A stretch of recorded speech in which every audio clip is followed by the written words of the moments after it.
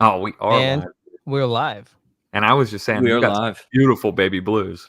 Oh, thank you. You know, we really are all 6'5" blue eyes. I'm How in tall are you front. guys? Lightning round. How tall are you? 5'8" and 3/4. Okay. 5'10". 6'3". Yep. I mean, did I say, what did I say? I think my mic was having You technical said like problems. I'm 5'4" and 3/4, something like that. Yeah, no, I'm like 6. I'm like 6 even, 6'1". Like You said 6'2". I'm an idiot. I was thinking of my height whenever I was 16 because that's the last time I measured myself. Up until last night, I measured myself for the first time. So I was 16. I was 6'2". I was 6'2". We're not doing So 16-year-old height. I'm 6'4". Okay. What was your shoe size when you're 16? 3, 2, 1. 16. 10. 12. 10. Small feet. My my Heelys were size. The last Heelys that I owned were size 9, I believe, and I grew out of them, and I was really upset because they were a nice pair. I always kind of like, what is it called? Whenever I was a little bit jealous of everybody else because everybody else had like the skater style Heelys with the flat bottom and the small wheel, and it looked like skater shoes, like DC or something like that. And I had the big like Skechers goofy looking Heelys, but they had massive wheels. And I was the only one I ever knew with those. They're literally the only person I ever saw. I don't even mine think were I've way seen the ones better. you're talking about. You think you have not ever seen those? I don't think. Yeah, do they look like big? They Boomer were like Dad New Balances. Yeah, they were. They had like sneaker shape. They had like New Balance sneaker shape, and they had big wheels, like almost the size of skateboard wheels. But I think I had a lot better. Like I think that they were more for like sport because they had like grinding, like you could like wax the insole, the instep, so that you could like technically grind on stuff. I never did it, but it Like was they were boat like shoes. sport. They were like sport Heelys, Not and everybody boat else had skater kid Heelys. But I was You know about jealous that the soap other shoes? ones were. Soap shoes? No, I don't think so. Yeah, it's all for grinding. If you can soap the bottom of your Okay. shoes. You put wax yeah. on. I never saw anybody that had those. I remember seeing commercials or something. Yeah. You never met Soap Shoe Johnny. No. Do you ever have moon shoes? No, but I had Do you know what moon shoes are? Yeah. Okay. It was like the third tier down from the top on the fundraiser magazine, the fundraiser catalog. Do you guys mean, hold on, let me clear this up. Let me see if I can clear up the moon shoes debate. Do you mean like moon boots like Napoleon Dynamite wore during his dance thing to promote Pedro's campaign? Or do you mean moon shoes that cause you to bounce so high that you just like looking down on all the other children because you're bouncing? More fun than a pillow fight. Yeah. Moon shoes. Right. Moon shoes. Mm-hmm. Right. Like you probably also had sock and boppers if you had moon shoes. Yeah. Yeah. Rock'em Sock'em Robots. Yeah. Mm-hmm. So you guys are from Virginia, right? Yeah, we're from Virginia now. We're both born and raised West Virginia boys. Born and raised West Virginia boys. There's that country song that you may not be aware of it. It was a West. You know what it is. About a quarter mile up the road is a place I know called West Virginia. Load up the truck and hit up the dirt road. Come on down and cut a little bit catfish. It was that song. Did you guys? I think you talked about the West Virginia boys. Yeah. Can we just address I thought you were supposed to think about the Shenandoah River or the Chattanooga. No, that's in Kentucky or something. Oh, okay, yeah. No, I went to summer camp in Kentucky. Chattahoochee. What am I talking? I think you're talking about the Chattahoochee. I think it's a song by Alan Jackson. Okay. The Chattahoochee River Dogs. The Chattahoochee River Dogs. No, but we're from West Virginia pretty much our whole lives, and then just recently moved to Virginia. So I don't know. I think I miss it, but we're fine where we are. We're in a little area. I don't know if you're familiar with the West Virginia outline. This is the West Virginia shape right here. You guys have it way better than the Michigan, where they're always pointing at their thumb. Yeah, well, this is West Virginia here. We were from a place right over here in the Eastern Panhandle, and right above it is Maryland, and right below it is Northern Virginia, or like Northwestern Virginia. Northern Virginia is over here, like the super ritzy, but Northwestern Virginia is over here. And all of these kind of blend together, and each respective state says that that's not the real part of the state. Like Eastern Panhandle, West Virginia is not real West Virginia, if you catch my drift. So I think the cultures all just kind of get all, cobbled together and then alienated. But it's a really good, I feel like it's a nice blend. It's like normal people, like all normal people live in there. And then the further into each state that you get further into the types that those states are known for. Should those 3 different parts of the 3 different states secede and make their own little state? There's a big initiative here in Washington for Eastern Washington to secede and become part of Idaho. That's I've wild. heard Man. people talk about how conservative a lot of Washington is, other than like the coastal, like big cities and stuff. I mean, I guess that's how it is everywhere, but I've heard. But you're outside Seattle, is that right? Yeah, I'm like an hour away from Seattle. You're and outside how of old are Skedaddle? you? I am 29. Oh, so you made it through. Oh yeah. So yeah, I unfortunately wasn't talented enough to make it into the 27 club. So Oh yeah, you if I caught was a my better drift. guitar player, if I was a better guitar player, better singer, if I was at more dive bars in my early 20s, then I would have died by now. Yeah, Glory to God, but here I am, unfortunately. yeah. Well, Tell me we all have something our- more. Tell me a little bit more about this 27 club you speak of. You don't know about you don't know about the 27 club, young artists since what is it? Like No, the I know. 70s? I'm just quizzing you. Okay. Oh, okay. You're the expert then. He doesn't. I don't know exactly when it started, the 60s or 70s or something, but all these young artists, musicians and such, usually have a pretty burnout, bright kind of life. They go do a lot of drugs. They get super famous pretty quickly, and they overdose and either are offed because of their lifestyle, or maybe they're Arkansided. I don't quite know, but the people notice that they all died, or a large amount of those artists died at 27 years old. Have you you say- also wait. noticed? Sorry, just can you gonna- go back? You said go ahead. Arkansided. Is that like a Bill Clinton reference? I don't really know where that term came from, but that means someone suiciding you. Yeah, I'm gonna killing guess you. that that's Bill and Hillary, because he was Probably. governor of Arkansas, and a couple of. We can look into this, but I'm gonna put a pin in it, and I'm gonna let Colin speak his piece. But if y'all don't was know just about gonna those two like yeah. young teenagers, we got to talk about Rip. that. I didn't mean Justin. That I'm speculating that that's kind of when the trend started. I know Kurt Cobain's in the 90s. I know that he's not from the 60s and 70s. Yeah, I was just gonna piggyback off of that and ask if you have also noticed that around 27, 26, 27, 28 really is when a lot of artists will go to rehab and then come back out with a new personality and things like that. And I wonder if it's not. And I've also noticed personally in like the lives of people close to me or that I've dealt with around that age, usually it's like some serious brain rewiring, I think, is happening to where. I don't know if it's like, I don't know.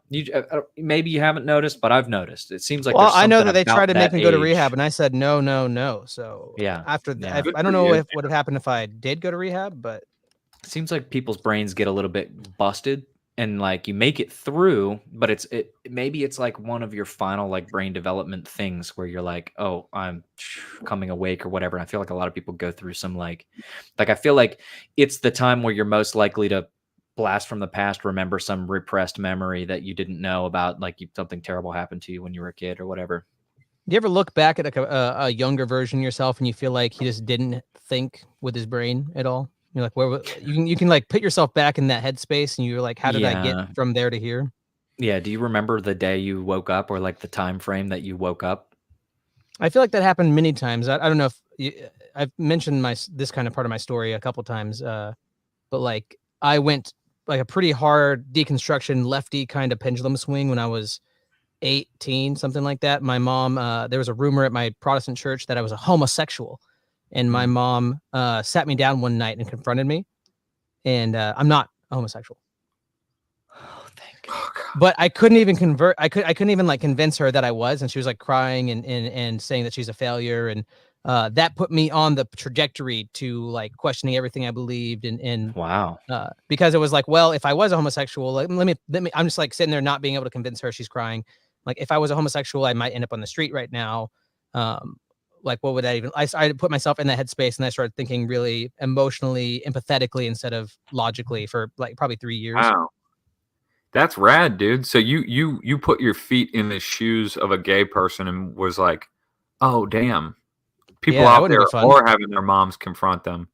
Yeah. That's one I haven't heard before, but that's actually very inspiring. Yeah. It was. I mean, like my little brother, he's named after my uncle that I never met. He killed himself in college because he was a homosexual. And there's a lot of trauma. I think the reason he was a homosexual is because my grandfather abused him and looked at my dad as like the favored child who was into sports. And my dad was a twin. I didn't even know about like my uncle existed until I was 15, 16. Damn.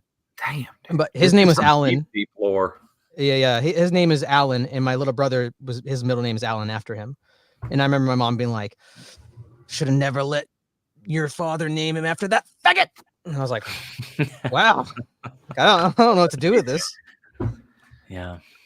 And You say like a lot of trauma, but I mean, don't you mean a lot of drama? Psh, Yeah. Drama queens, am I right? My mama. Yeah.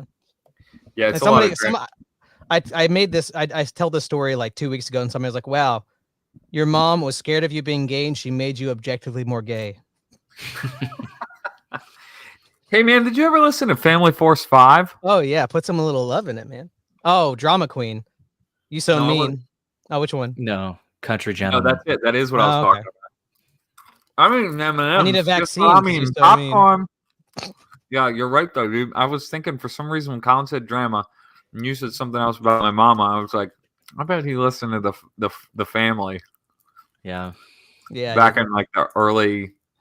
Well, we were talking like Mid-aughts or whatever. 2006. Yeah, something Yeah. like that. The I was in mid-aughts. 6th grade. Painful to listen to now. I don't know if you guys have Oh. tried anytime recently, but I put it on and I'm like, Yeah. Dude, yeah. A How couple much of times that- a week with me, I'm like, I love not this. even because it's like cringe, not painful that way. Painful like it's just like too much noise, Mhm. like the leveling of the guitar and how harsh it was and the drums. It just like doesn't sound. It's like too crunchy in your ears. It's like a little bit more of a I mean, they crunchy call buzz. themselves crunk. That was crunk music, dude. Yeah, it's Yeah. because Colin doesn't know how to get crunk because he's a little Yeah. fairy. I'm a little fairy twink. He's Were a you little fairy. were you listening to their first album? Yeah, I guess is it self-titled? Yeah, No, I think so. And then there's their sorry, second sorry in the their back. second album came out and it was all like more techno and auto-tune. I was like, what the heck is this? I used to be Yeah. obsessed with the song. I can't remember what it was called, but there was Too much memories, they're Yeah. all inside of me. I was like, what's up on the bus, some bank I drown. And I don't actually didn't get any of the words right. rewind. I see Who's you that? running for the very first time. Da, da, da, Yeah, da, da, da, da. For It's the I feel like I know first this. time. the first time. Yeah, that's what it Who's is. that by? Family Force 5. Oh, Family I First don't- Time. No, that one doesn't come to mind. Oh, you should listen to it. It was like a newer one. It was like a little bit after they had kind of like faded away in Yeah. youth group like popularity or whatever, and then they were putting out things, and then Matt Thiessen had a Matt Thiessen remix to that song. It wasn't as good as the original, but Wait, so Matt Thiessen did a cover or like it was just No, called the first time Matt Thiessen remix. I He was don't know if he featured did a in it. cover or Oh, he's okay. featured in Let me it. tell you something about the music industry, Kyle. They invited him to re-record it with a little bit mellower feel and with him as like guest vocals, and it was kind of tight. But let me just quote our old beloved youth pastor, who was a mentor and a guide to us in our formative years, who said, "Hey, I think Family Force 5 is a what did he say? A fad band, A fad not band. fag, not fag, fad." But you could tell he was like half Sometimes smiling. that's the same thing. Yeah, but it's reminiscent of when I was a little kid, and our older brother really did love Hanson. Like he jumped on the Hanson train, and my dad was like, "I've seen this before. These guys are gonna be a flash in a pan thing." And my brother was like religiously devoted to Hanson's music, and he was like, "No, Dad, you don't understand. Hanson forever." And then lo and behold, my dad was right. It's when you learn first that like, even though people are old and unfashionable, they do know what they're talking about. Right. Yeah, they have more Yeah. context for the world in some ways.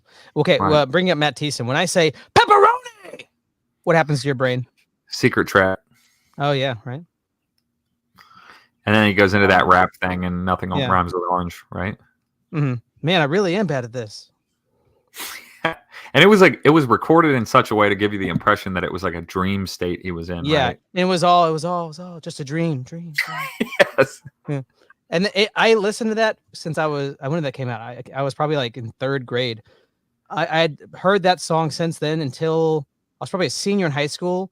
I noticed when you let it play even longer, like because it's like 5 minutes of silence after the last song, Jefferson Airplane, and then that starts, and like another 30 seconds of silence, and they just go snakes.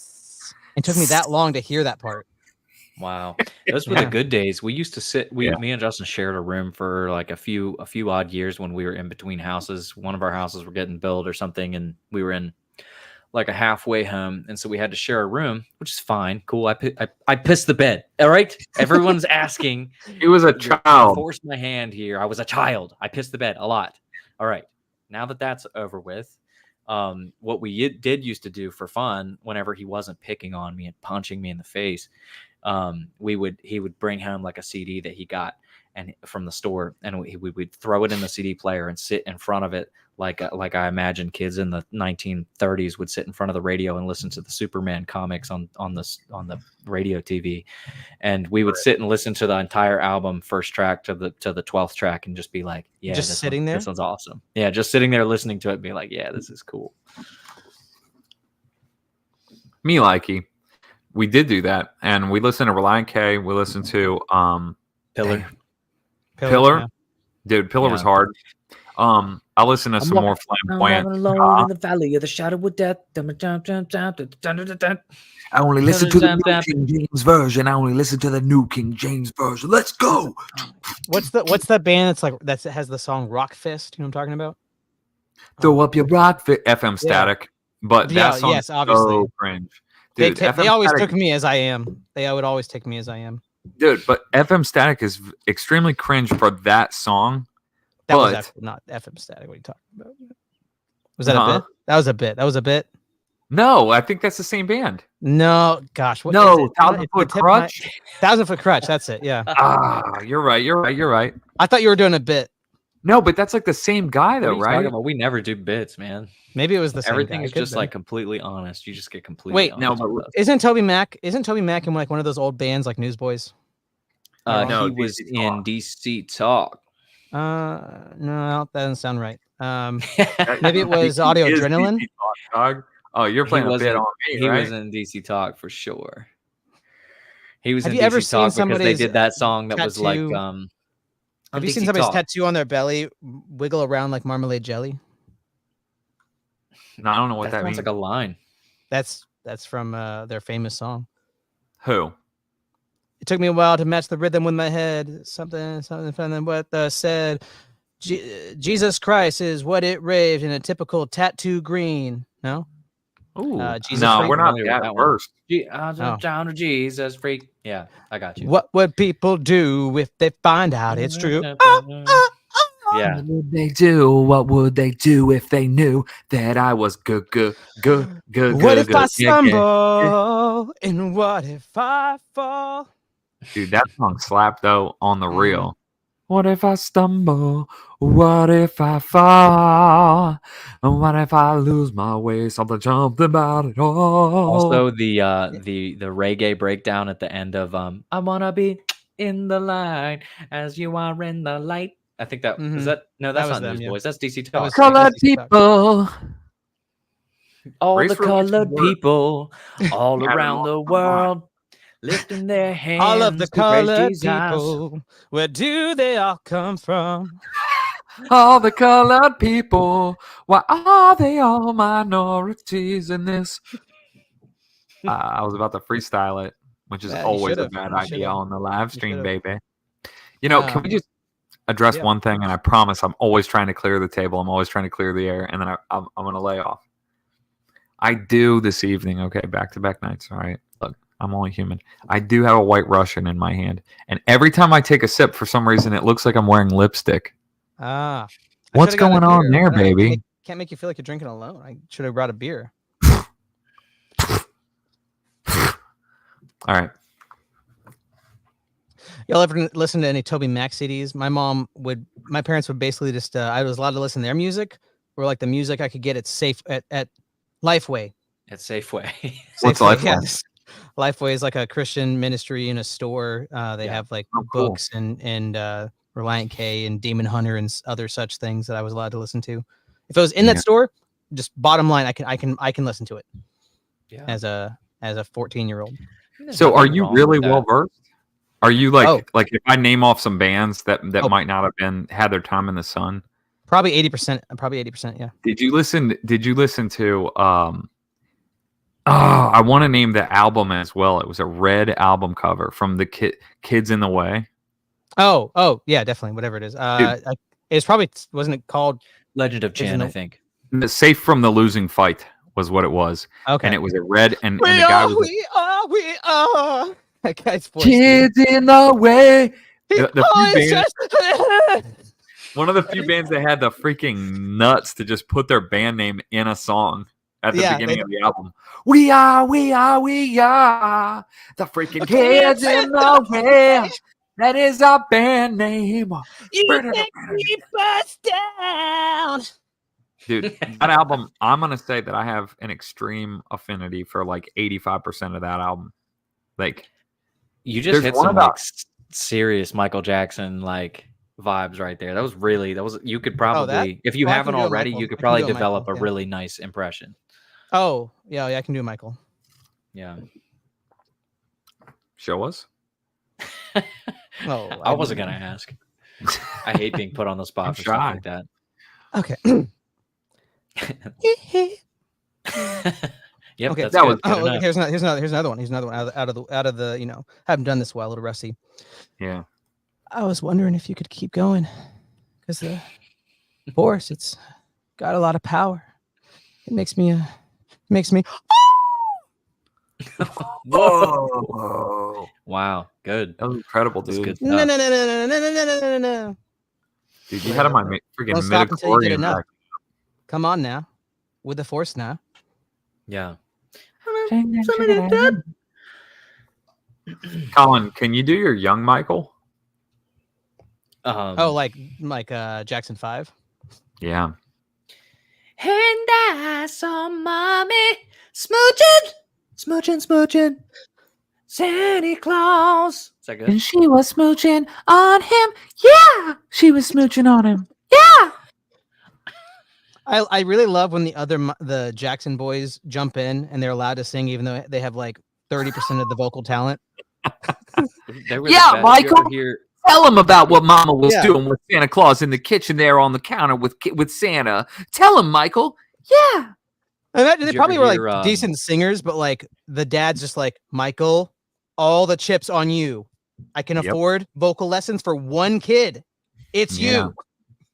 And you know why. Blame It on the Boogie is a really good one. That's all of them getting pretty much like, I don't know, not equal, but enough backup that it's good. I don't want to get like too controversial or whatever, but like, do you think he molested people? I'm starting to think less and less. Like, I think he might have been a martyr. My trajectory is like, it was so obvious before, and even talking to people of the era, and like, I just remember when it first started coming out when we were young. That was the story, and it just made so much sense. But then I'm like, I think he was set up in a lot of ways. They like to kick me and cake me. Yeah. All I really want to say is that they don't really care about us. Yeah. Yes, they are Jews. They are the cakes, and they are trying to put me down. Remember? They sang that song. Have you seen that one clip where it's like him and like Cyndi Lauper and like two other singers? Michael does his part, and then they do their part, and it's like dog water, and he just kind of looks over, like trying to keep composure while they're on a live set. You mean like We Are the World or something? I couldn't even tell you. I don't know if I could find it and save it. Yeah. Okay, Vamp. I'll spend like 30 seconds seeing if I can find it real quick. Yeah, see if you can find it. Well, did you say Vamp? Like Vampire Out? Vampire Weekend. Vampire Weekend. Who's I didn't your listen to favorite those. vampire? Who gives a F In about all the of pop Oxford culture. comma? Let me tell you something. I actually found this note here from a quick shout out, Chase Kennedy, who hasn't talked to me in like years and years. But he wrote this handwritten list. I went to college with him. He's just some random dude. But on here, I see like a number of bands that I asked him, who should I listen to? I don't know a lot of music. And the second to last one was Vampire Weekend. And I still have not listened to a single Vampire Weekend song. I don't even know what they sing. They're fine. I mean, Alright. it's like what people would say is indie music. And I found it. Yeah. And okay, chat, let us know if we go off the air because we're playing copywritten music, okay? When you're down and out, there seems no hope at all. But if you just believe, there's nowhere we can fall. Oh, the change will only come when we stand together as one. Look at him. Yeah. He knew, man. He was like, all right. Dude, boomers love that song so much. What's the song called? It's like their cultural, We Are the World. like it's like the thing. It's like the fabric that holds them all together. Yeah. They freaking love that song. They watched that and they were like, finally, the television folks are coming together to save Africa or whatever it was. How many boomers you think would buy at whatever thrift shop they're at, or like a Goodwill, a Value Village, or a yard sale, a white T-shirt that's just a cartoon of the world, and then little like people holding hands around the world? Doesn't have to have any words, but I mean, how many of them would just go, "Oh, this is The nice." skinny ones, the skinny men and the fat women. Okay, yeah, I'll be right back. I've got something to do. Vamp. Yeah, go Vamp. off, Vamp. Yeah, so I went to a coffee shop, a little local coffee shop, and there was a guy playing music. He wasn't bad. He was just kind of like what you would expect from just like a typical. He was probably in his early 60s, and he was skinny and healthy and played guitar and had like a timid voice, but he was playing lots of songs, and that was one of them. And he was like smiling. Everybody else around was like, "We are the world. We are the people." And then he would do like percussion with his mouth and be like, jinky, jinky, jinky, and like lean into the mic to do that while he was having them. He had them in the palm of his hand. It was really, really special to watch. How about the question that's on everyone's mind? Bono, cringe or not? Because I have flip-flopped on this. Well, I'm glad he asked, because life's still worth living. So, yeah. You mean he asked on Switchfoot's "Gone" from the Beautiful Letdown, because that was what you were allowed to buy at like LifeSite News store or whatever. Yeah. Can we just say that Switchfoot stood the test of time? Well, for their first 7 albums, they stood the test of time, and now it's like. Well, they're also like weird, like universalist, lefty, deconstructed. But they didn't really show that until lately. Like before, it was like they kept their they had like theological depth, man, or they not even theological. They had philosophical, like practically available to everyone, very accessible, like Christian life wisdom. And I won't take that away from them. Even as an Orthodox Christian, like it does not get washed away. In fact, it washes back into your life, and you go, John was right. They had something, It's still relevant. I mean, the song John that Eldridge had something. I had. Talk about him. Colin, go off. Let's just raise our hand. Colin, go off, then I'll go off. Okay, yeah. Talking unicorn time. The one that is still, I feel like it's relevant. I haven't like sat down and analyzed theologically all of these things, but like, just some of them just hit and they make you contemplative and they make you like sit around and like they revitalize your how the 51st Psalm, or if you're reading the Septuagint, I guess it's the 50th Psalm, but it's the one that's in the daily prayers, and it's restore a steadfast spirit within me, restore the joy of my salvation, right? Or of your salvation for me. And so listening to this one song, gotta miss that. Ammunition. No, not Ammunition. Dun, Yeah, go on. Is it Not Beautiful Left Behind? Seattle to go on the show. So. Got all of this monstrosity inside. Oh, Then yeah. I come alive. Bow, now, now, now, now, now, now. Come alive. It's got my hand at redemption side. Yeah. This scar's bigger than these doubts of mine. And all of these monstrosities inside. Right? That's a freaking fantastic song. Musically, Yeah. and it really does make you sit and think like, oh, shoot. The poetry of having all of this stuff inside of me, all of the nasty bits, Bits, are baby. in the scar that you can put your hand in the scar in his side, and all of your doubts go away because he's taken That's it. good. Like that's special, regardless That's of whether you're like post Protestant or not. It's like it still does the thing that rings the bell that makes you like appreciate salvation. So like what are things that haven't stood that test of time? Like is there something like Third Day? Does that still do it for you? I'm a big Casting Crowns fan still somehow. Like I just What some of them happened to just your- stuck. Why is your unicorn? Oh, he's got the like, talking unicorn. I'm sorry. Oh, you do. Ah, dude, sorry, I'm man. so- you know what It's like sucks? is Ocarina. I thought I was going to pull rank on you and actually pull out the talking unicorn, and then I realized at some point in the last 3 years, someone broke the corn off, so it's not even effectual. It's just a horse now with a gnome on it. Yeah, Yeah. it's not a uni. It's not a corn. All right, It's the sorry horse for gnome. interrupting the whole thing. I thought I had like this powerful weapon. It's like in chess when you go in for the kill, and then you realize you had totally disregarded that bishop that was like Yep. aimed I had right the line into of your- sight the whole time. That happened to me today, actually. That sucks. The bishop was sitting there waiting with like that laser like guard, and then you step in, and it's like, oh, You're like, oh, what I'm did about I to get a free do? queen. Oh, I just gave him a free horsey. Yeah. Well, You know what I do when that happens? If I'm on the receiving end, if I'm on the trapping end, I always go, "Thank you, my papa." Just to rub it is in. that right? Thank you, Papa. Thank you, papa. And I But yeah, kiss that's him. good stuff still to listen to. What were you going to talk about, John Eldridge? Oh, I don't know. I read his book, like The Four Ways or something like that. I can't remember. The Four Paths. I worked at a summer Four camp faggots in laying in my bed. yeah.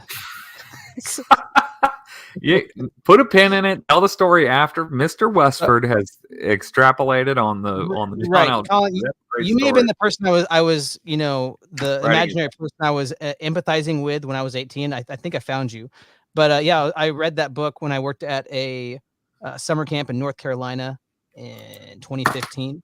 Everybody, like every staff member had to read it, and it was like one of those like you got to go and like ignite the fire in your chest. Basically, it was like a Protestant version of Wolf of Wall Street when Matthew McConaughey's doing this bit, and he's I don't even know what he's saying, except got to get them numbers up. Listen, John Eldridge, I read Wild at Heart. That's what it read- was. Yes, dude. And you know what? It is inspiring. But here's where things get difficult to parse out. Life, despite I hope we're going to get into this tonight a little bit. Despite that ravenous appetite for things to be cut and dried and put into neat little categories, and you can dispense with the past Protestant life, and you can embrace the new based ortho bro internet orthodoxy life. There's a lot of overlap, and everything's nuanced. Everything is like these fluid things bleeding into one another. But what I will say is, yes, of course, there's value, inspirational value for a spiritually mature person who needs refreshment, needs a pick-me-up, needs a reminder of something true about manhood in Wild at Heart. However, man, it's a minefield.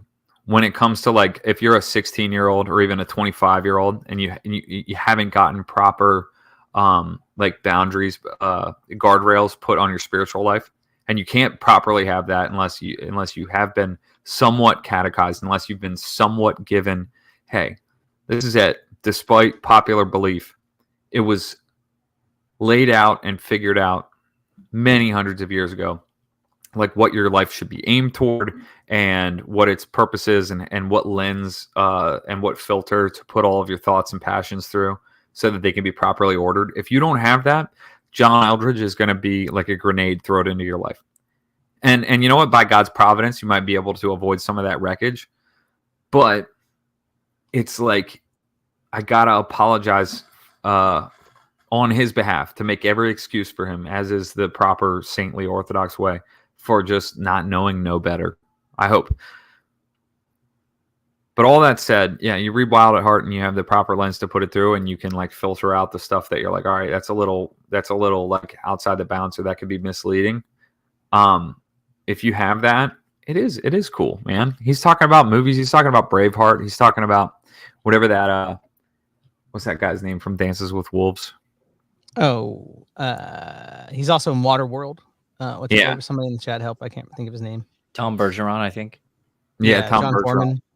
Yeah, from America's Funniest Home Videos and Switchfoot, lead singer and guitarist. Also writer of Wild at Heart. Right, and writer of Baldur's Gate, and writer of the ska music at the beginning of AFE. Yeah, or all throughout AFE actually. But all that I think said, there's like some kind of like maybe it's convert zeal that Orthodox people can sometimes not look at things and try to be nuanced and charitable. You like actually looking at it and being able to take it for what it is. Like like somebody on this channel, we love him. He's a good guy. But we were talking about the Festival of Lights, and that's the, it's got the menorah and it's called Hanukkah. But he was like, "Oh, it's not Christian. I don't care about it." It's like, well, it's actually from the Maccabees, and so there's like this tendency to just be black and white. That can, especially people who are just coming to the faith and learning about it, want to be base and owned, or maybe it's debate bros. And hey, is the Orthosphere, is it cursed? You asking us? Oh yeah, I mean, you're the Lightning expert. round? I'm gonna give a Orthosphere resounding cursed? yes. Okay. I'm gonna give a resounding nuanced maybe. Charitable. Okay. Very charitable, very brave, stunning. With the nuanced, with the nuanced, the charitable. All right, Nuance. We should chew on something. I don't know what it could be, but chew on. It's charitable and it's nuanced. We should forward that. We should forward that to Christian Mario. Sometimes you just hear a word that is not anything already assigned to it, and you know that it's got to be saved for something good to define something. Like Chungus, before it meant Chungus, like it was waiting to mean Chungus. I see. It was like in its platonic is the same form, and it was embodied later on. Yeah. Phonetically. Like phonetically. Oh, yeah. Phonetically. Oh, sorry. There's a delay. Phonetically, just like phonetically. We all said at the same time. Phonetically is very nuanced. It's nuanced. It's nuanced. I feel like Brother Nathaniel is very nuanced. You know what I mean? Yeah. I dropped that little bomb in the chat. I was wondering if that was going to get brought up today. I was like, I don't know if we're gonna name names, but no, he's very, very cursed. World problems happening today with Brother Nathaniel. The biggest L ever seen from him. Yeah. I don't know. Everybody's susceptible to loving the limelight and feeding off of attention and stuff like that. So I'm not gonna genuinely, again, just like charitable, whatever. I like him still. I'm not gonna throw him out or anything like that. But wildly disagree. Yeah, sure. I think he's trying to pick open a wound and just like continue as soon as it starts to scab over, he's just trying to keep picking at it so that it continues to get sunlight. And if you're gonna have a shtick, I guess he's just sticking with the same thing and like really whatever. But it is interesting. It's an interesting case study because he's in real time. I don't think he's was as involved in all of the current events as much as he is right now, and maybe it's like a little bit too much. Like he got real on board with Nick Fuentes, and then now he's like flip flopped, and it's like almost like he's finding out stuff for the first time. I don't know. It's very interesting to kind of study what's going on, but I still like him. So for people are asking what's happening, they don't know. So Brother Nathaniel was tweeting about Candace Owens because she's married to a white man, and he said, the reality of race: God created different races. God created a gene pool intrinsic to each race. God commanded not to mix contrary fabrics. Only a white racial collective can suppress a Jewish racial collective. White youth, get married to your own race, have children.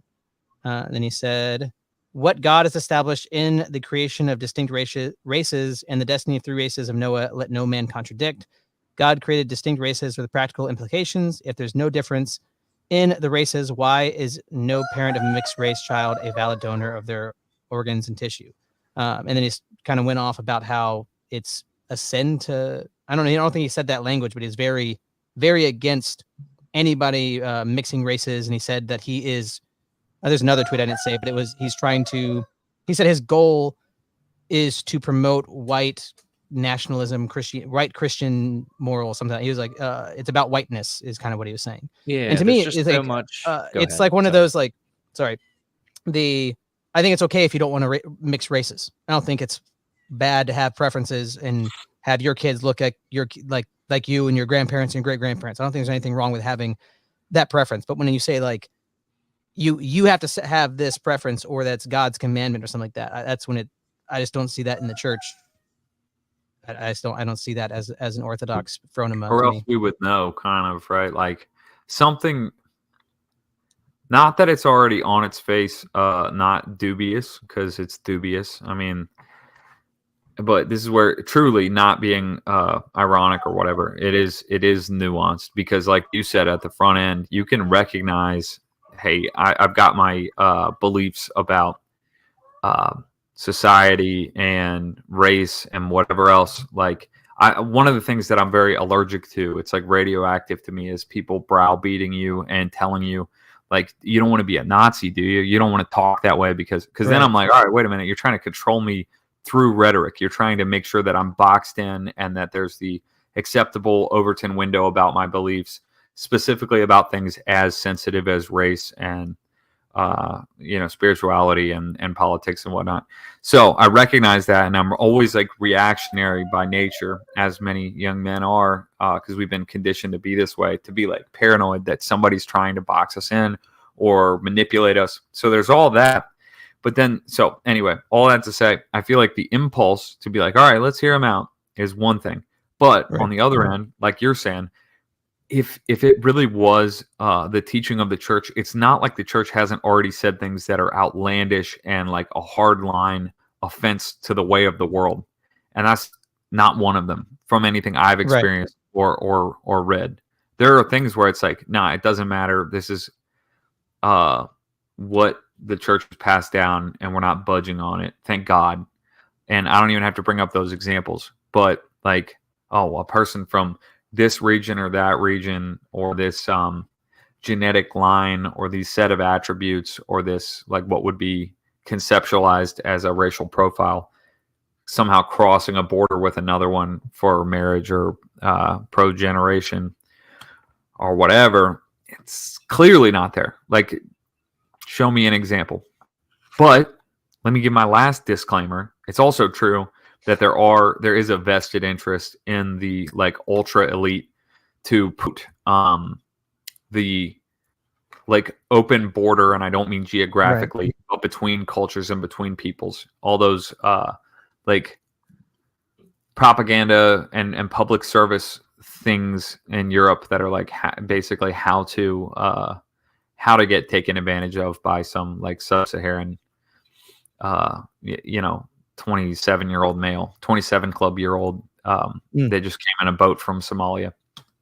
That I have a problem with, and I'm like, I see it. I see the intent.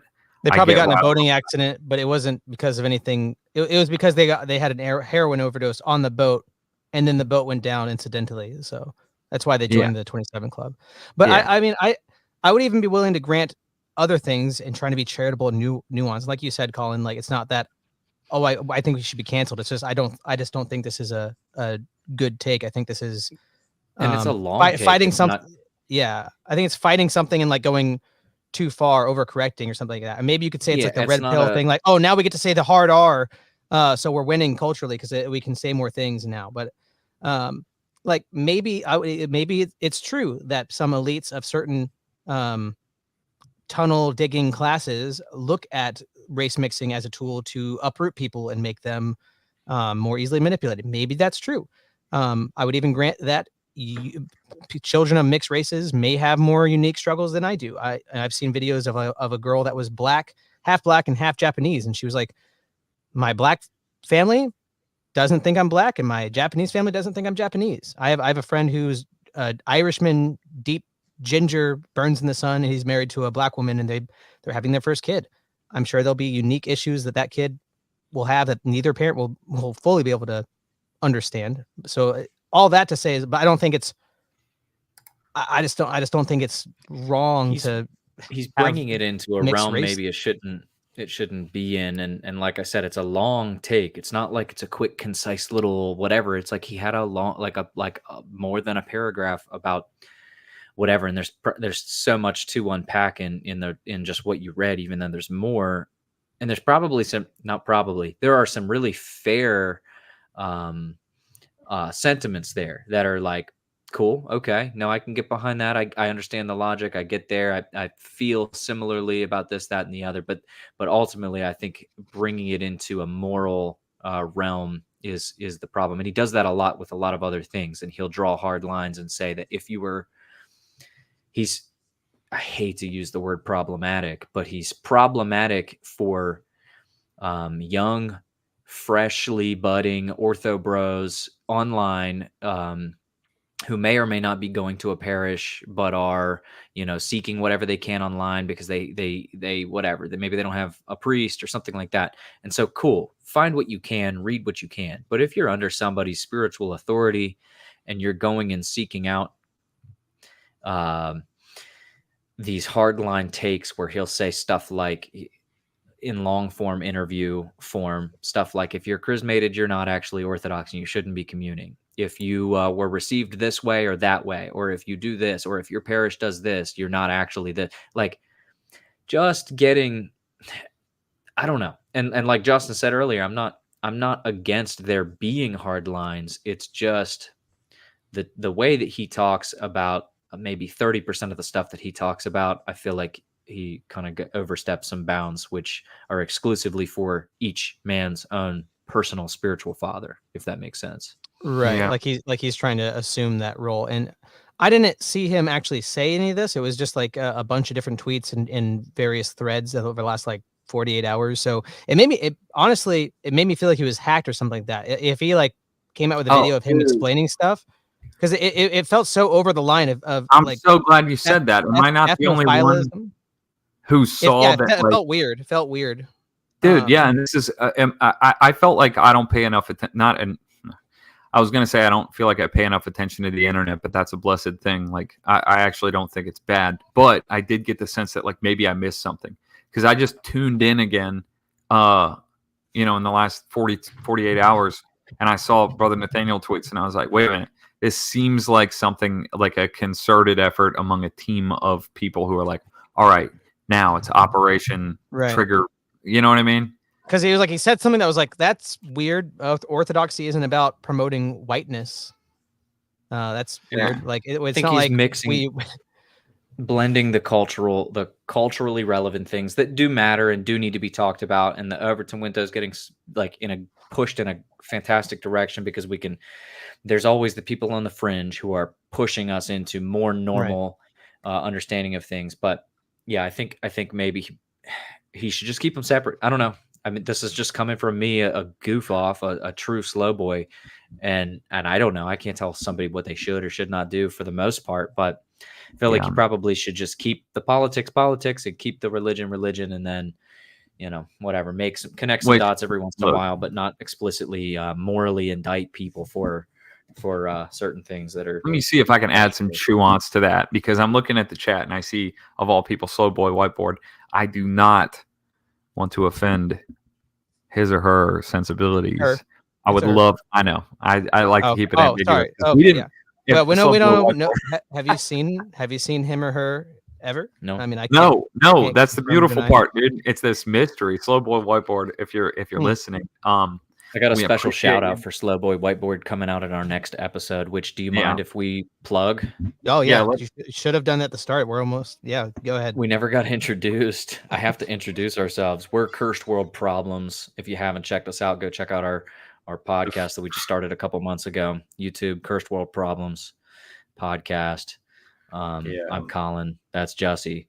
But yeah, Slow Boy Whiteboard, we've got a very special and cheeky shout out for you in this next episode, so be on the lookout. Well, let's give her a shout out. I'm going to read this if you don't mind my taking the wheel.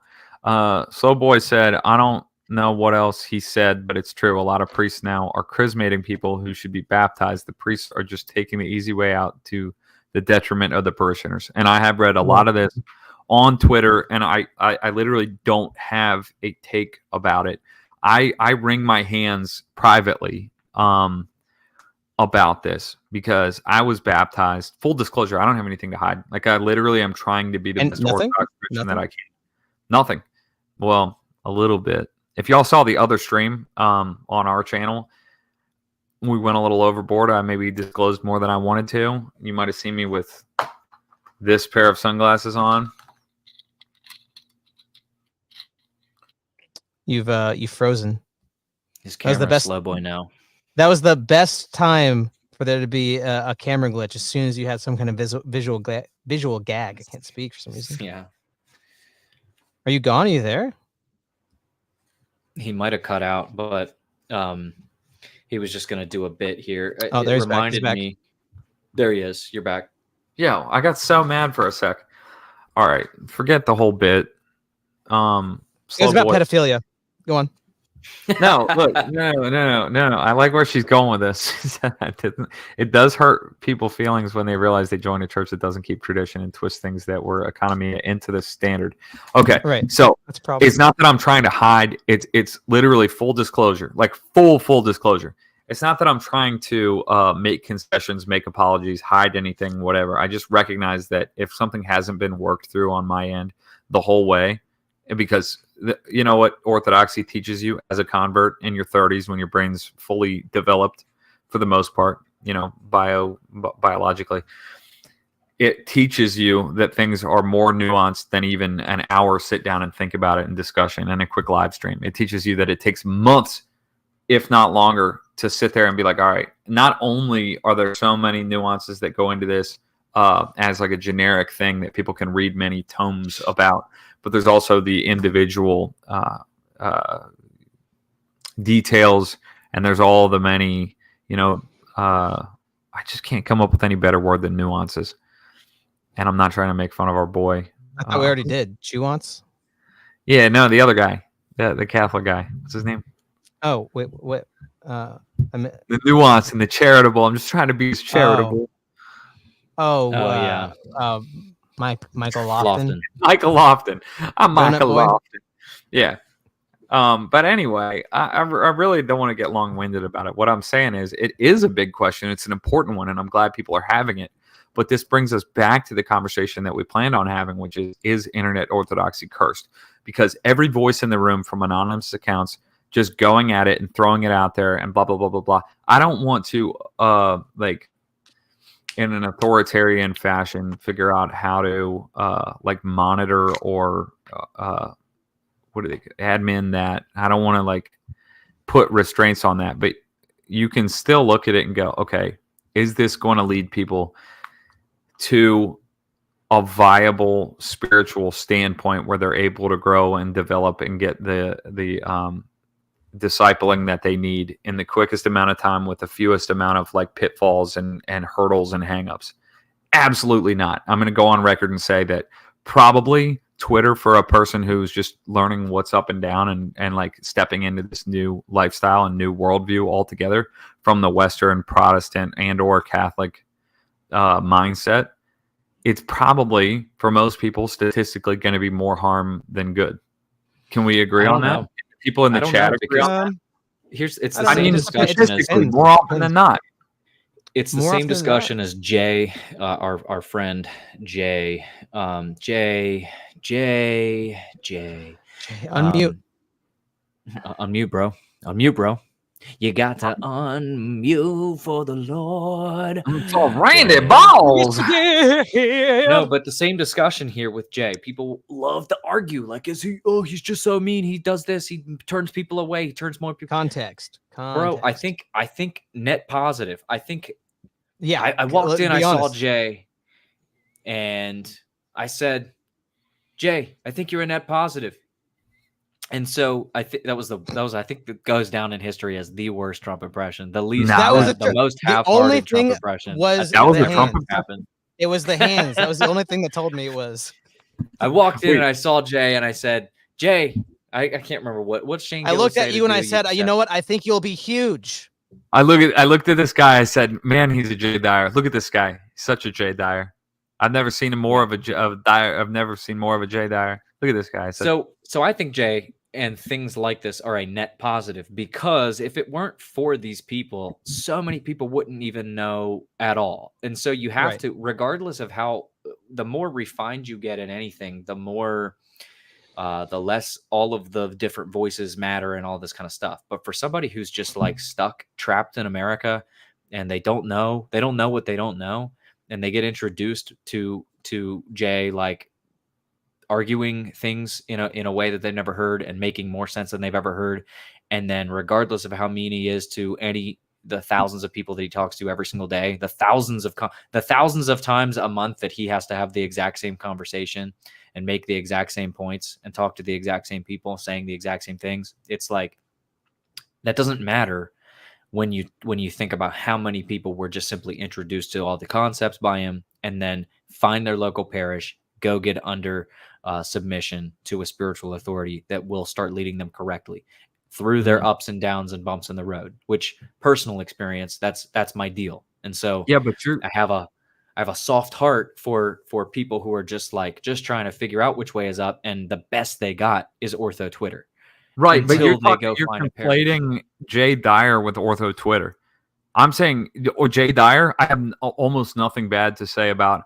I can commiserate with a person who says, well, I wish that he didn't do this or have this thing, or he got too riled up, or he let his passions get a hold of him when he started making fun of this person. Whatever. I can still be like, yo, he's a 95% success.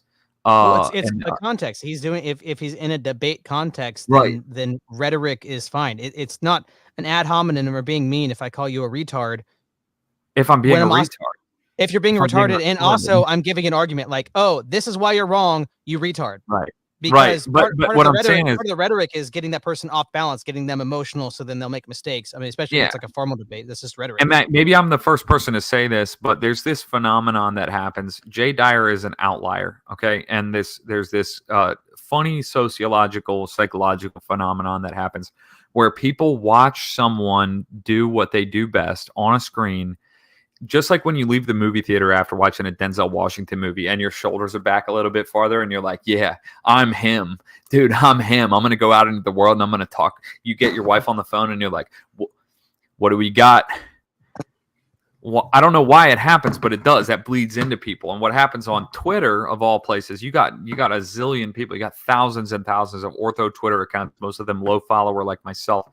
And that's okay. They're all real people, but everyone gets that sense of like, well, I watched like so many hours back to back of Jay talking about the transcendental argument and talking about the church fathers and talking about the Cappadocians, you see, right? And they take that attitude in and they start going at each other because they like that feeling of glory, right? And competitiveness.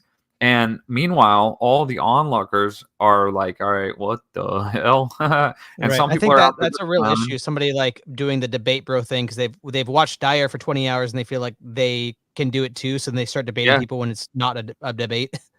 Right. And it's okay. Sometimes Jay Dyer debates people when it's not necessarily a debate. And I'm saying that's few and far between, but everyone's susceptible to it. So why not us? It takes a little bit of humility to say that. Second of all, I can't make a blanket apology for all the Anon accounts, because how could I?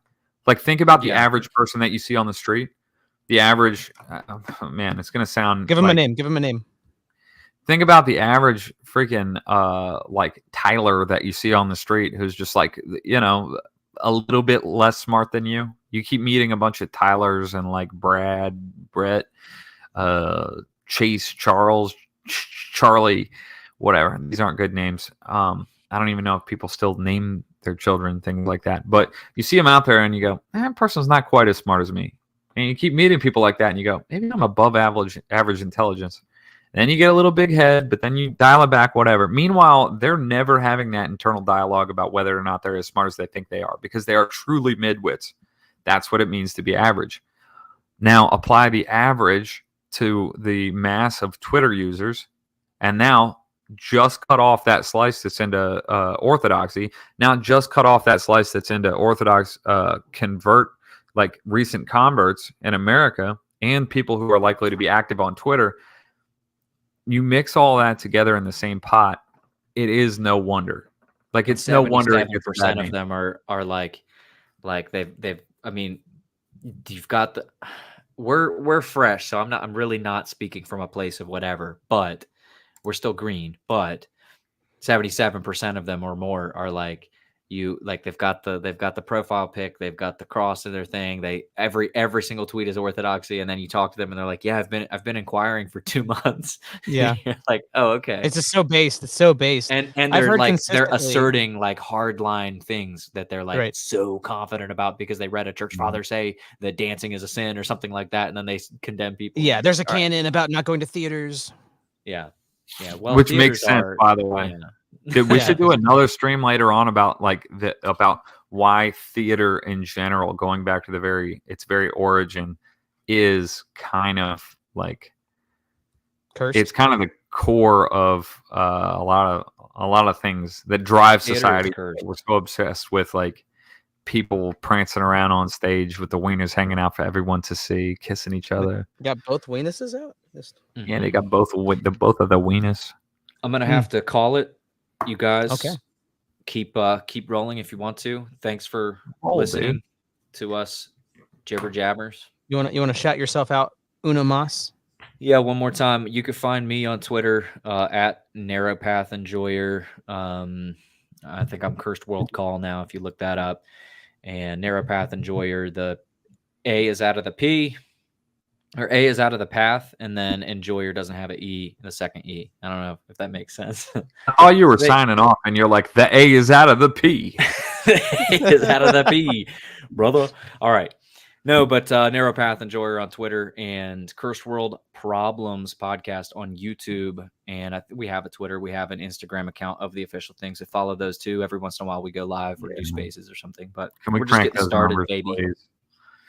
Yeah, crank those numbers. Go follow us. Oh yeah. Yeah, 75% of our Twitter followers are like, 40% of our Twitter followers are porn bots, and the other 30% are African orphanages. They're Orthodox, trust me. That- and they need a I get little bit those of money. too on Instagram, and I just started Twitter for the first time because of King Pilled like a week ago. So and I've already gotten like 7 people being like, please, brother in Christ, send me $1,000. I'm very real in Africa. Yeah, and they'll send you pictures too, man. So Oh, see, this is where the problem is. Wait, the theater is sinful. All right. all right, on see, we'll talk about it. Is theater sinful?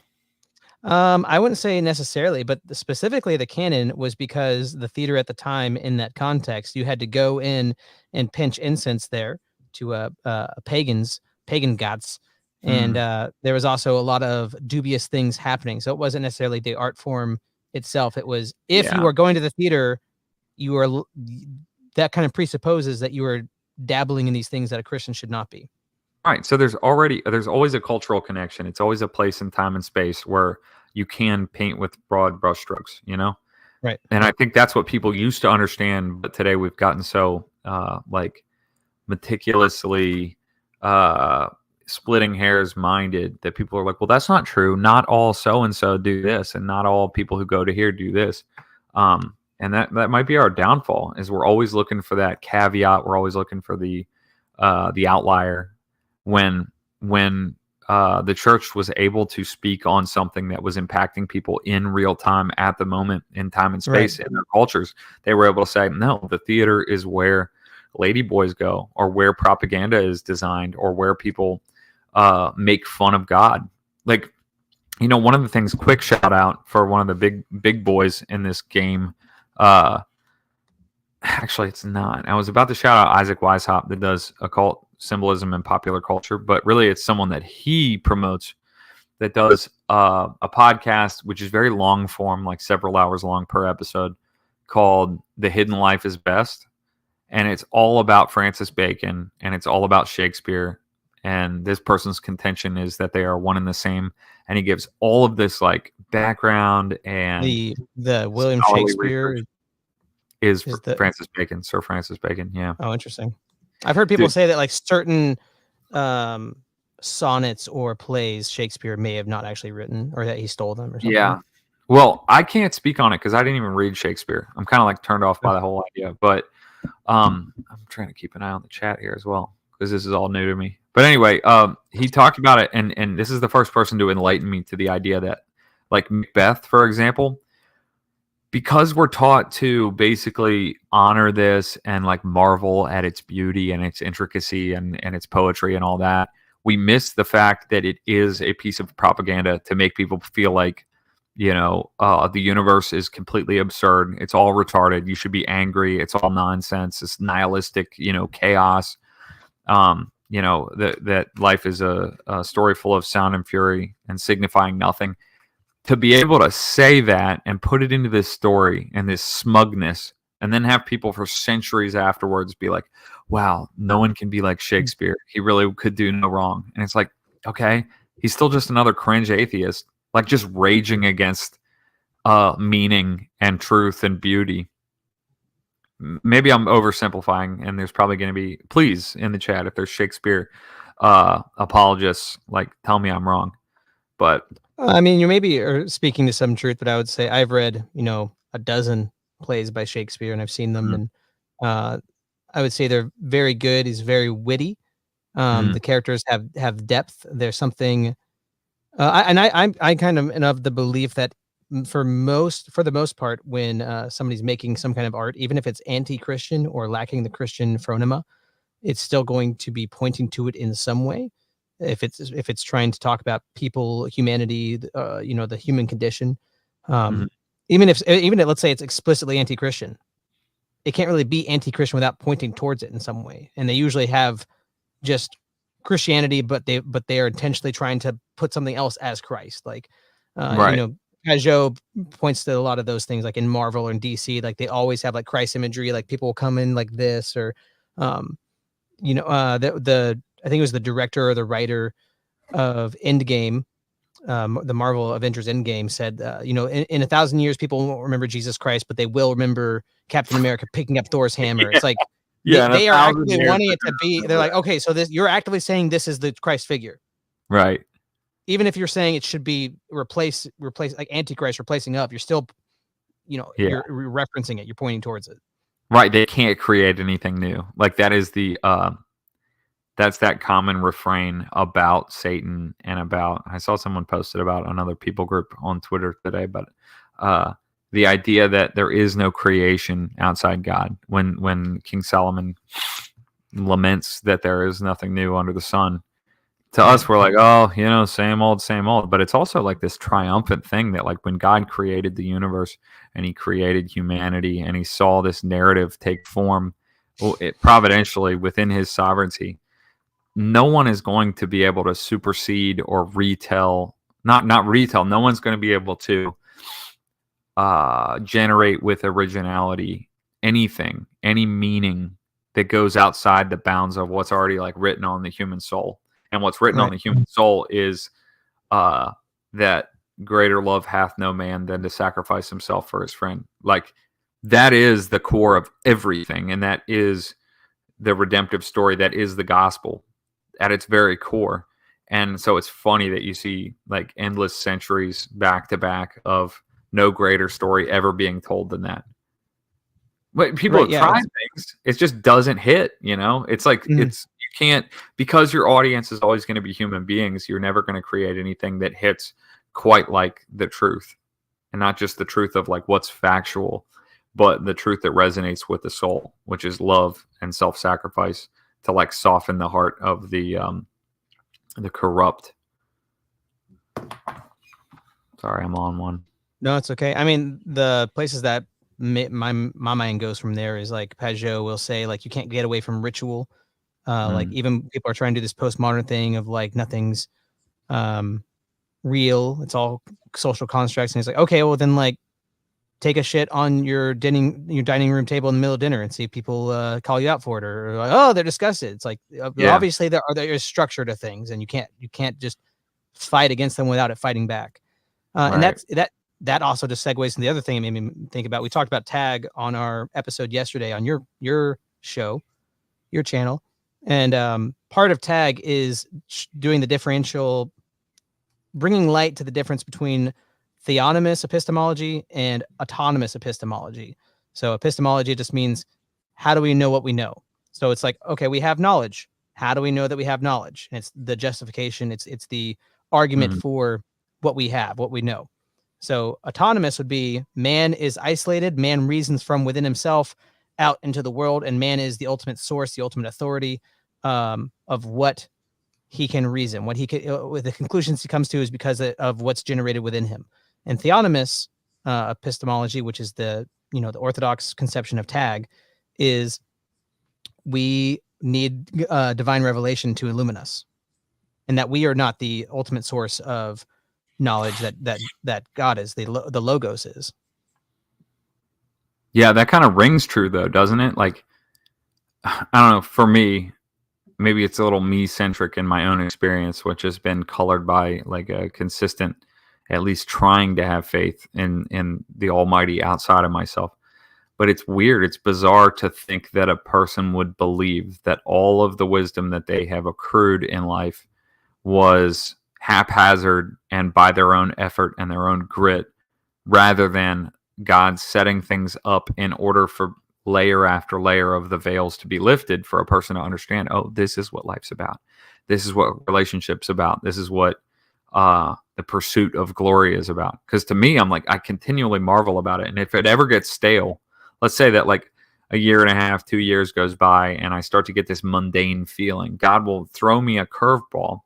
Like, for example, and I hate to break it to everybody, I probably got to jump off of here pretty shortly too, because I made a commitment to my ride or die. But my wife and I, we got 3 cats. We were only married a few short years ago, and we got 3 cats, no children yet, but Lord willing, throw a prayer up for us. But we got these 3 cats, and we truly do love them. And people can talk all the kinds of shit that they want about, like, cats. Your cats don't love you. They don't whatever. You know what? But they do. You died. They know, but they know that we're the people around here, and they do snuggle with us and they love us. And 2 out of the 3 have to be overnight at some vet tonight, and I was literally like struggling. It's heart-wrenching for a couple hours early, and that's tough. And it's a small thing, but it's big to me. And then I started thinking about it, and I'm like, if my faith is shaken, where all of a sudden I'm kind of reverting back to this practically atheist viewpoint of life, where I'm like, anything could happen, and I'm fretting and wringing my hands, it shows that either I think that God doesn't have the control, or that he just like doesn't care that much, or that he actively wants to take something good from me. That's what God puts in my path to work through it, and it's not easy, and it's struggle. And I'm like, I can only imagine a person's actual human child being in some like ostensible risk or trouble, or they're sick or whatever, it's, dude, I don't have to tell you, it's nothing matters before or after that point. You're like stuck in that zone, and you're like, I'm losing sleep, I'm like whatever, I'm praying, and it doesn't seem like it's all putting the microscope back on your own fragile like faith framework. Right. Like you can't escape that you're a creature, and that you're not uncreated, and that you don't have total dominion and supremacy. It's like, well, I'm God's will be done, and what can I really do? You have to do it. And so he's forcing you to like go through that trial by fire. And it's interesting that all the occult societies and all the esoteric, like underground groups is this: you have to face death. We have to scare the crap out of you and like put you in a coffin and do all this crazy stuff, or put you on psychedelic drugs. I have a friend that happened to. He was put in. They gave him a huge dose of acid. They put him in a coffin that was in the floor, like perfectly in line with the floor. They put a rug on it. They had this crazy techno music blaring, and everyone just danced on top of him for like 12 hours. And he died. No, he came out different though. Oh, I'm glad. No, but that's the thing. They have to manufacture. They have to fabricate it. Like that is, dude. Freemasons, Skull and Bones, all the fraternities at your high school or college or whatever.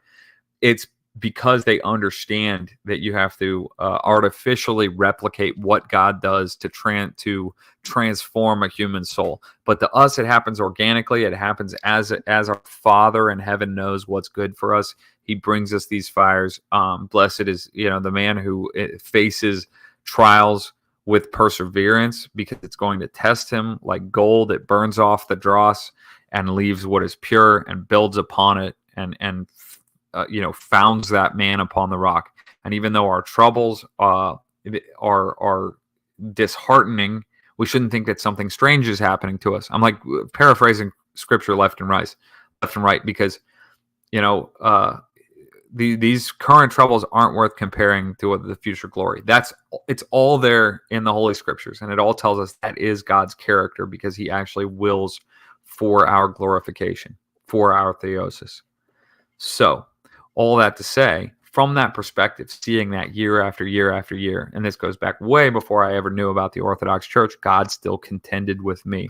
He still bore with me, right? So his grace was still available to me where I was at. And that's why I have such sympathy for people who are not, like sold, or they haven't heard of it, or they haven't been sold, or they're still inquiring, or they're totally rejecting. I know that God's character is to still bear with them and to call them to salvation in whatever way he chooses. So now we take in the other hand what we started talking about.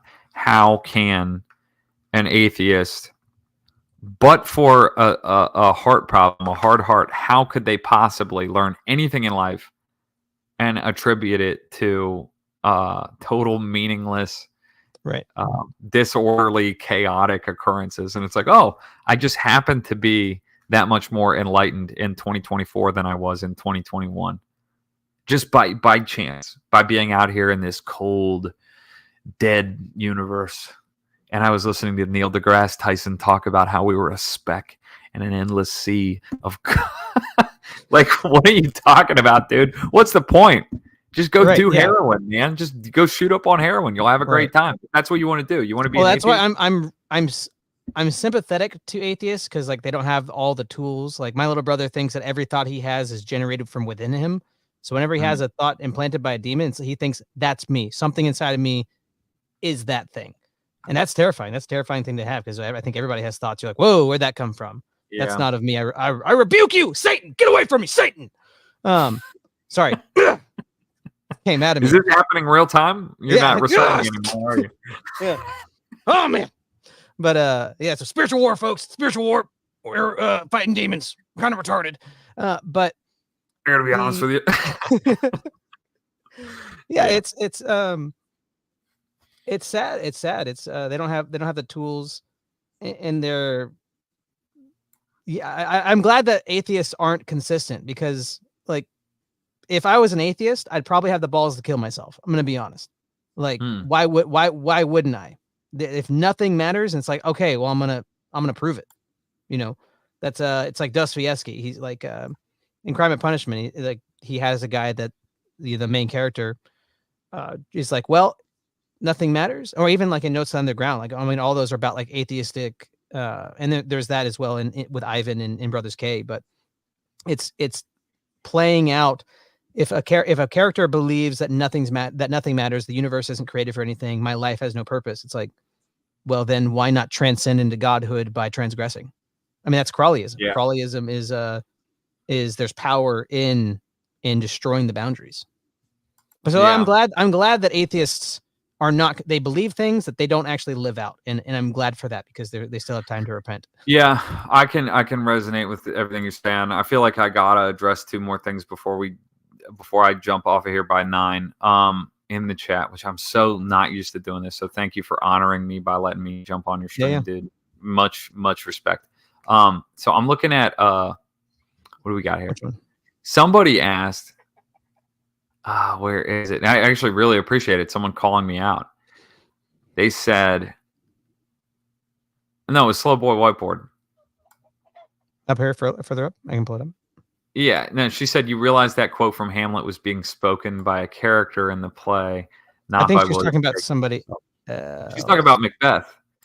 because earlier I was like, I can't believe that William Shakespeare thought that all of life is a retarded tale told by a retard, and it's totally retarded and nothing means anything, and he's a retard and I'm a retard. She thought that I was saying that, and you know what? I didn't think that hard into it, because I actually have to admit, now I have to come clean. I haven't read Shakespeare. I haven't read the Iliad. I haven't read the Odyssey. Dude, I haven't read Dostoevsky either. I read like maybe 20%. John Eldridge. You've read John Eldridge. I mean, I read John Eldridge. I've listened to Reliant K. What more do you want? Who's yeah, I mean, now? You listen to the crown jewel of the Protestant Reformation. God, in his sovereignty, in his economia, allowed the Protestant Reformation to bring forth Reliant K.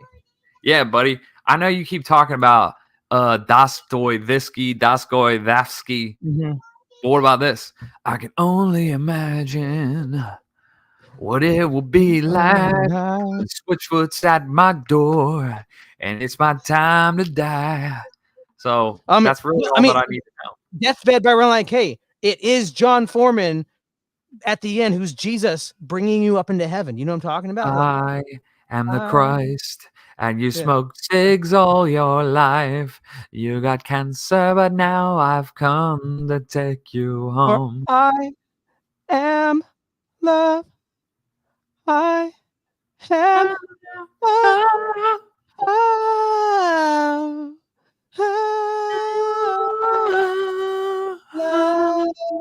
It actually really was touching. It sucked, dude. We could go on for hours, but I wish I could, but I can't. It really is touching, and you go, you know what? There's some kernel in that song. For those who don't know what we're talking about, I think it was on the one that I didn't like that much, and it signaled the beginning of the end for Reliant K for me personally. I mean, it's probably their weakest album. I'll give you that. But I mean, I just thought it got worse after there, but I haven't listened to them. Just like I haven't listened to Switchfoot. Just like I haven't listened to MXPX. Just like I haven't listened. After that, like their best albums, like right after that. Are you what's it called? Listen to Forget Not Slow Down. You haven't listened to that? That's Forget Not Slow Down was the one with like a camper on it. Yeah. Is it good? Like the one. Oh yeah. Oh, dude, it looked so lame. I thought was the pinnacle forever. Could be their magnum, but all right, sure. Forget Not Slow Down. It's up there, and even their newest album 7 years ago, pretty good. What were you saying? Anyways. All right, so I just wanted to tell. You shouldn't tell people where you go to church in the YouTube comments section. Gorilla. All right, that's a good point. So Gorilla's been on here arguing with Slow Boy, and Slow Boy told us that somebody, Gorilla or somebody else said that we're not even Orthodox Christians. So, but I wish I knew it was in reference to, because I'm not used to this. I think she's referencing. I don't know. I haven't been reading it crazy. It's all good. I just like to check up, and then I'm like, oh, who knew? I think they also may have like kicked somebody or put somebody in timeout so the comments go away too. That's fun. So I haven't been keeping up. But the one thing I have a complaint about in that Deathbed song, like the only thing is that it's a little like once saved, always saved. 100%. Protestant schlock at the end. It's like it's still a great moment. It's like emotional. Oh, it's beautiful. But that is the whole message of the song. Yeah. It's like that one day when he was like 23, he said a prayer, and therefore John Foreman comes in with the white robe and says, like, aren't you glad that you did that arbitrary thing? And then you said the magical incantation, so here's your golden ticket. Yeah.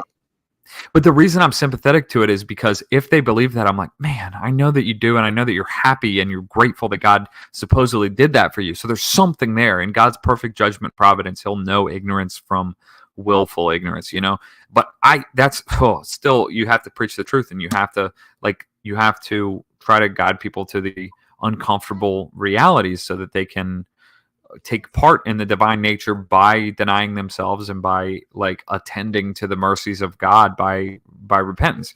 All that, like, obviously, and I'm not trying to be preachy or like holier than that. That's me, man. So I don't want people to have that tiny like little bastardization, that parody of the gospel given to them, and for them to ride it out for 85 years. However, I do get a little sentimental when I hear the song, and I'm like, well, they really truly do believe that, and they love God for it. They're thankful for him at least. So in God's providence, in his economy, I just pray that for that they're rewarded. If they listen to that and they go, well, I love God and I'm thankful that he forgave me of my nonsense, because the song's all about like, oh, he smoked, he drank, he beat up on his Right. wife, he gambled, he whatever, right? And I'm like, I love to do those things, so it resonates with me. Who doesn't love to drink and smoke and gamble and talk trash and be a damned fool but me? And I'm talking about me right now, not generically. Those are the things that I need saved from, is those proclivities to be an impassioned fool, like the kids that turned into donkeys on Pinocchio. That's me. So if do you know what happens to Black Pinocchio? No, I never seen Black Pinocchio. Oh, well, in Black Pinocchio, that's the one I grew up with. It wasn't the Disney version. Whenever he lies, his knee grows. What? Say it again. Whenever Black Pinocchio lies, his knee grows. All right, that's good. I'll give it to you, man. You can't get one by on this guy. His knee grows. Right? His knee grows. Just one of them. Just one. Right. Yeah. Oh man. All right. Well, that's good. That's one of those jokes that came from my brain, and you wrote said that? it. Oh yeah, I wrote that. But as I said, I was like, is that something I heard a long time ago that I like am conjuring back up, or is that something else? Like, is it out there? I can't tell you. It's like when you play. I don't know if you play any instruments, but you'll play guitar and you're like, wow, this sounds good. That's Metallica. Dang it. Yeah. Yeah. Hey, last question, lightning round question, and this goes for the chat too. You listen to brand new, like since your parents let you listen to secular music?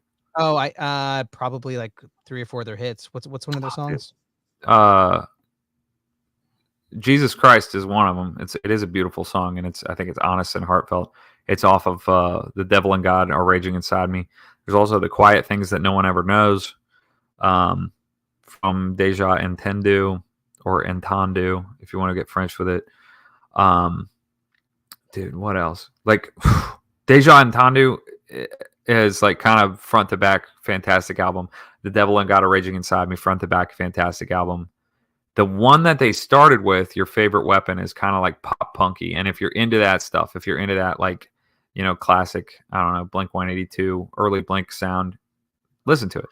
But their whole discography for a quote unquote secular band, I'm like, it's pretty moving, and I have to recommend it.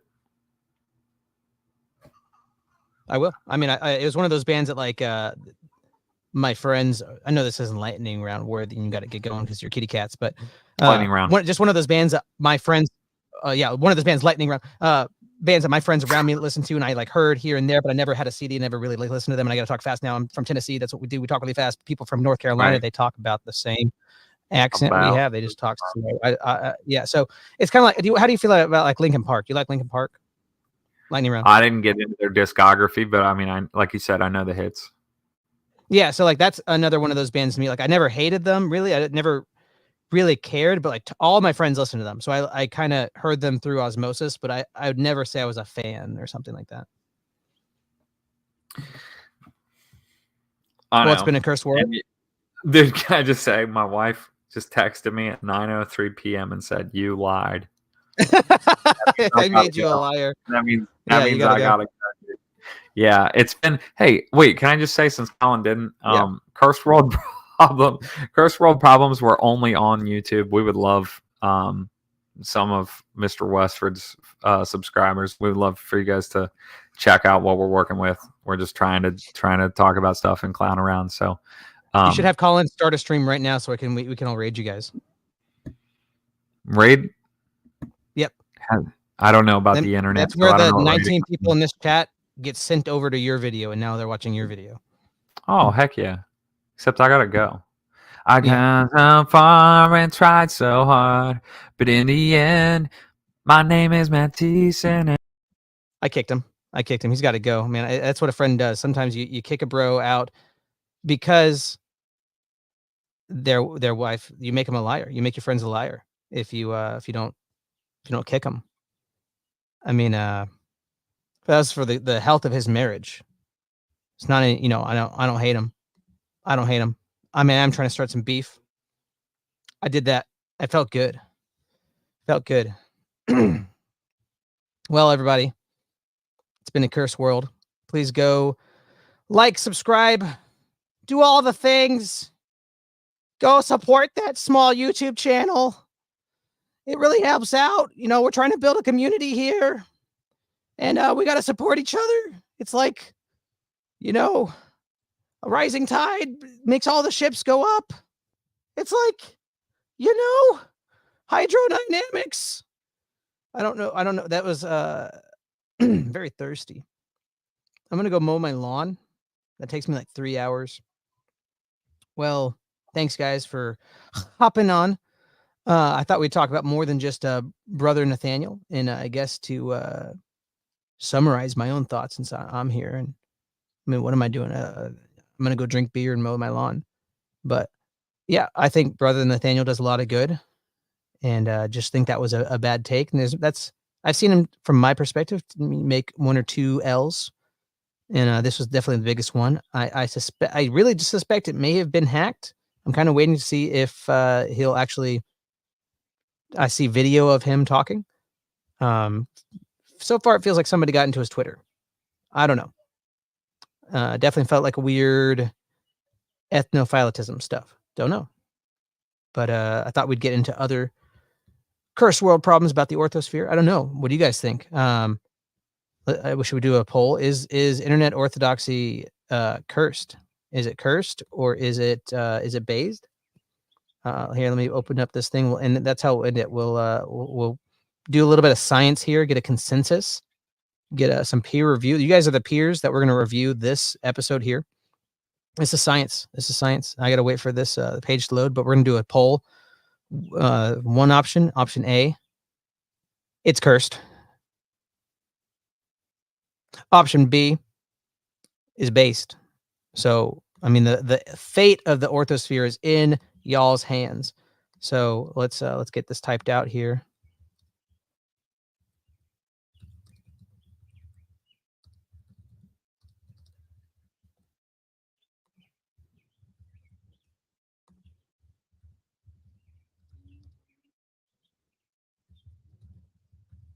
All right. There is the chat poll. Everybody, please put your science ballot in the box. Put the science ballot in the box, and we will be able to determine this once and for all. Is Brother Nathaniel in cahoots with Nick Fuentes? Maybe. I don't know. I don't really know, my man. But yeah. I mean, we'll do this little bit of science here, and then okay, all the science is coming in. The science is coming in. 12 votes. There's 4 more scientists here that need to cast their ballot. I'm waiting on you guys. I mean, we can't. I mean, it's incomplete research if we don't have everybody. Oh, and somebody else just joined. So, hey, I know you weren't here for part of it, but it still counts as science if you cast your vote. So 4 more people still need to vote for us to be approved as a peer-reviewed study here. And if you don't oh man, more people are joining in now. We're just going to keep here until everybody votes. I'll wait. 4 more people need to vote. Even if you didn't see any of the evidence one way or the other, you're here. You've been given a ballot. Fill it out, please. This is for posterity. So please be honest. What are we at? 4 more votes. Oh my gosh. Well, I don't know. Maybe